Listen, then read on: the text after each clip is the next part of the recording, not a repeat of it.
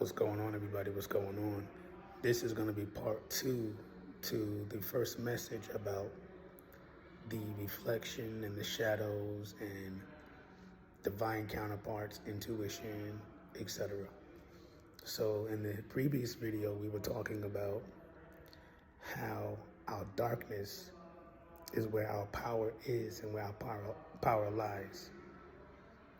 And the more you interact with your shadows by stepping out of your comfort zone and putting yourself out there doing acts of service,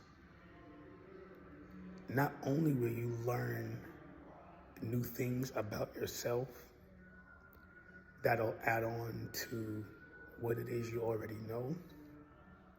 Look at it like this: when you're playing a video game and you're doing side missions to power up one of your weapons, and you keep going to the same spot because you know it gives the best coins or the best whatever materials you need to rebuild this weapon.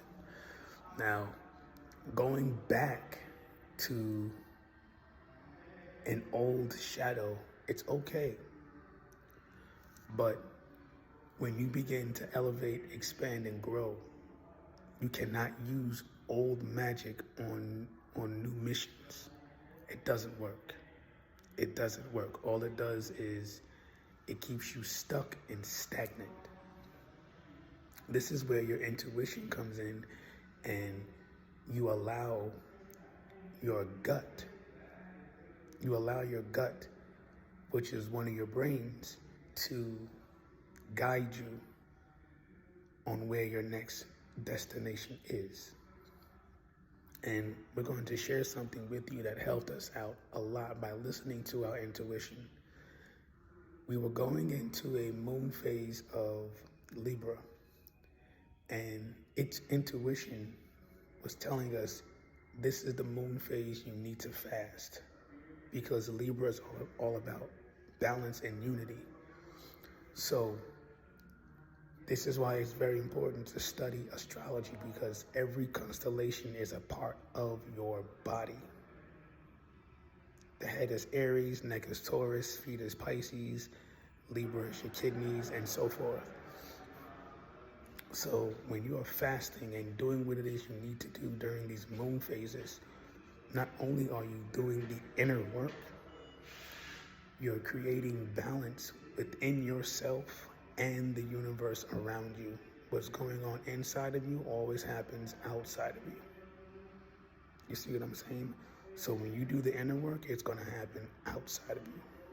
So by fasting throughout that moon phase, you're going to work on that energy on the inside, and it's going to reflect externally because you did the work. This is how you strengthen your being on a daily basis, by listening to your intuition and doing what it is your body is telling you to do, right? Your body is another form. When your body reacts to certain things, it's another form of communication. To listen to your intuition. That's why it's called intuition and not extuition. I don't even know if extuition is a word, but we just made that up because it sounded really good. It really sounded good as we're flowing. But intuition is what's going on inside, and you listen to it, right? And moving forward, during this journey, we ran into our divine counterpart, who was also a shadow. Now, when we ran into her, we immediately knew who she was and what she was. But instead of going head first and being lovey-dovey and in the clouds, oh, I found my soulmate and I found this and this, this, and this, instead of being deeply engaged in that manner, we took a step back and we observed. Indeed, we did teach her things. We were teaching her some new ways to utilize energies, because you know it's your divine counterpart. You understand this version of yourself on a level of love. So while we were here doing that, Not only did we learn new things about telekinesis and push and pull, we learned a new way to love. And I understand a lot of the collective, the younger crowd, when they find their divine counterpart, they immediately get their head in the clouds and immediately fall in love and you know, I'm not saying it's wrong to do. You have every right to feel how you feel and do what it is you please. But when it's time to let go and move forward, you must let go so your crown can open. Loving without attachment. It's not easy. Believe me, it's not easy to love without attachment and being able to let go of something that you really care about. Once you start learning how to love without attachment, you'll truly learn how to love unconditionally. And you will never, let me not say never, when you learn to love unconditionally, you will become so powerful within that nothing will be able to stop you and have you stagnant and stuck. Look at it like, oh, you spilled a cup of water. You don't get upset about it. You go get another cup. The same thing with life. When things happen in life, you don't get upset about it. You mind your emotions, get it together in here, and inside, and then you move forward. Because when we get stuck, going back to the mirror now, when we get stuck in those dimensions with our shadows, where depression and sadness and grief, our chakras, aka planets, the light within us, the planets are the light, the signs are the windows, right?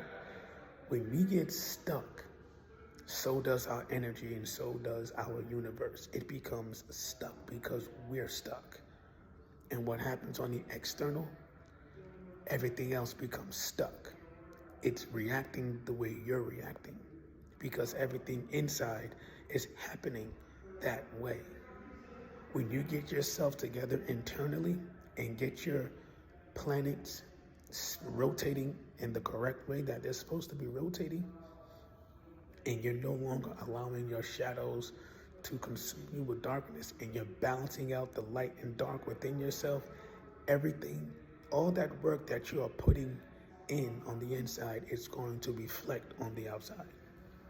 And I guarantee you, you'll start seeing magic right in front of your face. And this plays a huge role with your abilities.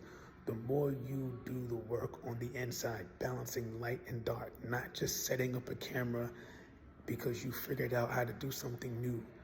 No, you have to do the internal work. You have to really understand, understand, and overstand your body from multiple perspectives.